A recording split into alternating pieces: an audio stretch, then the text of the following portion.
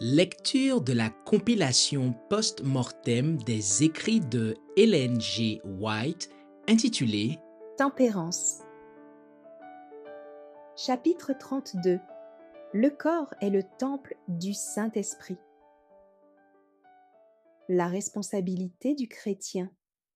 Ne savez-vous pas que vous êtes le temple de Dieu et que l'Esprit de Dieu habite en vous? Si quelqu'un détruit le temple de Dieu, Dieu le détruira. Car le temple de Dieu est saint, et c'est ce que vous êtes, dit Paul. L'homme est l'ouvrage de Dieu, son chef-d'œuvre.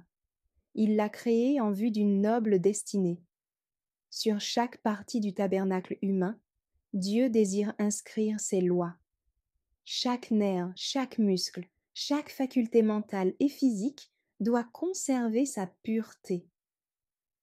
Dans les plans de Dieu, le corps doit être le temple du Saint-Esprit. Nous voyons ainsi combien est lourde la responsabilité qui repose sur l'âme de chacun. Que d'hommes et de femmes doués de raison et d'intelligence dégradent volontairement leur âme et leur corps, alors qu'ils devraient employer leur talent à la gloire de Dieu. Leur vie est faite d'agitation perpétuelle. Matchs de cricket et de football, courses de chevaux les absorbent entièrement. L'alcool, accompagné de son cortège de misère, souille le temple de Dieu. Les hommes font usage d'alcool et de tabac et gaspillent ainsi la vie qui leur fut accordée en vue d'une noble destinée. Les facultés que Dieu leur a données sont perverties, leurs sens sont avilis, parce qu'ils ont servi à satisfaire les désirs d'un esprit charnel.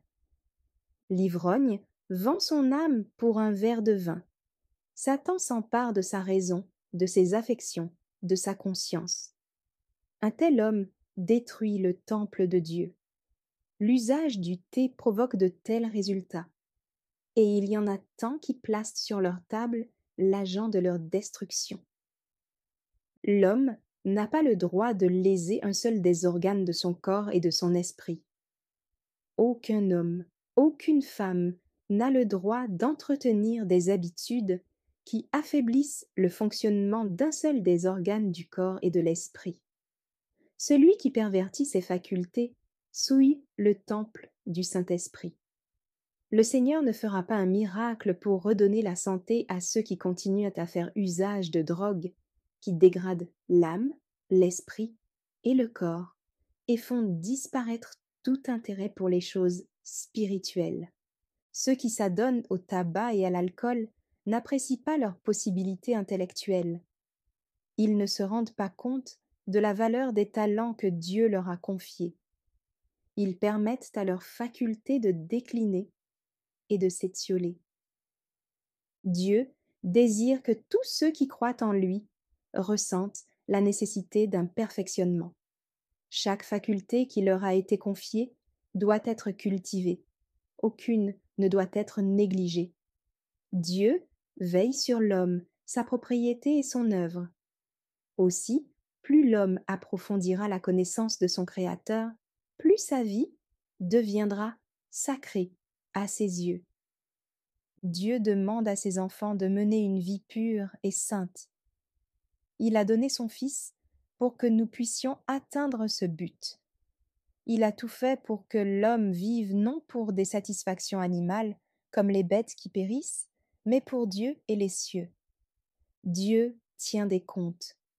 Sur le plan physique, la transgression des lois de la nature aura pour conséquence la maladie, une constitution brisée, ou même la mort.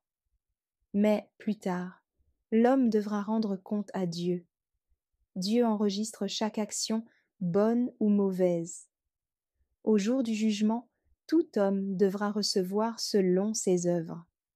Chaque transgression des lois de la vie physique est aussi une transgression des lois de Dieu. Elle sera suivie d'un châtiment. Le corps, notre demeure créée par Dieu, exige des soins attentifs et minutieux. La vie de notre organisme doit être soigneusement éduquée, cultivée et développée pour que, par l'intermédiaire d'êtres humains, la nature divine se révèle dans toute sa plénitude. Dieu s'attend que l'homme fasse usage de l'intelligence qu'il lui a donnée. Il s'attend aussi qu'il emploie à sa gloire chacune des facultés qui lui permettent de raisonner. L'homme est censé donner à la conscience le rôle prédominant qui lui a été assigné. Les facultés physiques et mentales doivent être cultivées et développées au maximum. The Review and Herald, le 6 novembre 1900, quand l'homme est guidé par une conscience éclairée. L'apôtre Paul a écrit: « Ne savez-vous pas que ceux qui courent dans le stade courent tous, mais qu'un seul remporte le prix? Courez de manière à le remporter. Tous ceux qui combattent s'imposent toute espèce d'abstinence, et ils le font pour obtenir une couronne corruptible. Mais nous, faisons-le pour une couronne incorruptible. » Les signes des temps, 2 octobre 1907. L'apôtre Paul mentionne ici les courses à pied bien connues chez les Corinthiens. Les coureurs se soumettaient à une rude discipline pour se préparer en vue de ces épreuves. Leur alimentation était simple. Les mets délicats et le vin leur étaient défendus. Leur nourriture était choisie avec soin. Ils recherchaient ce qui rendrait leur corps sain et vigoureux, leur procurerait force et endurance, et leur permettrait de résister autant que possible à l'épreuve. Tout excès susceptible d'affaiblir leurs facultés physiques était interdit. Les signes des temps, 27 janvier 1909. Si des païens qui ne bénéficiaient pas d'une conscience éclairée et qui ne craignaient pas Dieu ont su se soumettre à l'abstinence et à la discipline de l'entraînement en se refusant toute satisfaction malsaine, simplement pour acquérir une couronne périssable et les acclamations de la foule, à combien plus forte raison ceux qui participent à la course du chrétien pour obtenir l'immortalité et l'approbation du Tout-Puissant ne devraient-ils pas s'abstenir de tout stimulant et aliment malsain qui dégradent les perceptions morales, affaiblissent l'intelligence et assujettissent les facultés les plus élevées aux appétits charnels et aux passions. Nombreux sont ceux qui, dans le monde, assistent à l'épreuve décisive du chrétien. Mais il n'y a pas qu'eux. Le roi de l'univers et des myriades d'anges célestes sont les spectateurs de cette course. Ils regardent avec anxiété pour savoir qui vaincra et remportera la couronne incorruptible. C'est avec un intérêt profond que Dieu et les anges célestes sont témoins du renoncement, du sacrifice et des efforts suprêmes de ceux qui s'engagent à courir pour le Christ. La récompense de chacun sera proportionnée à sa persévérance et à son zèle fidèle. Un seul était sûr de remporter la victoire au cours des jeux dont il a été question. À propos de la course chrétienne, l'apôtre Paul dit: « Je cours non pas comme à l'aventure. » Nous ne serons pas déçus à la fin de l'épreuve. Tous ceux qui respectent les conditions énoncées dans la parole de Dieu, tous ceux qui se font un devoir de ménager leur vigueur physique et le bon fonctionnement de leur corps, afin d'avoir un esprit équilibré et une saine moralité, peuvent être assurés des résultats de la course. Ils peuvent tous remporter le prix, gagner et ceindre la couronne de gloire immortelle, impérissable. Promesse aux vainqueurs. Le monde ne devrait pas nous servir de critère.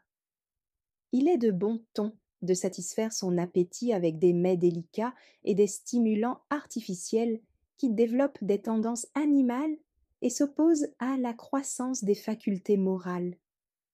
Il n'est pas possible que les fils et les filles d'Adam deviennent des combattants victorieux de la cause chrétienne s'ils ne décident pas de pratiquer une stricte tempérance.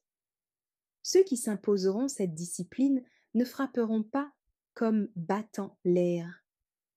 Si les chrétiens restent maîtres de leur corps, s'ils placent leurs appétits et leurs passions sous le contrôle d'une conscience éclairée, se faisant un devoir envers Dieu et leur prochain d'obéir aux lois qui régissent la santé et la vie, ils jouiront des bénédictions que procure la vigueur physique et mentale.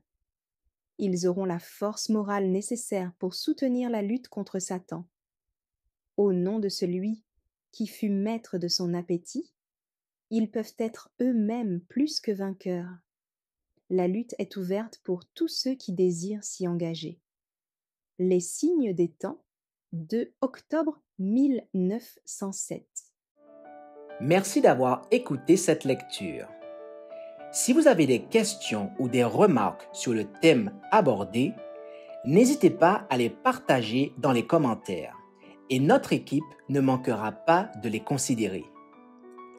À bientôt sur lereste.org.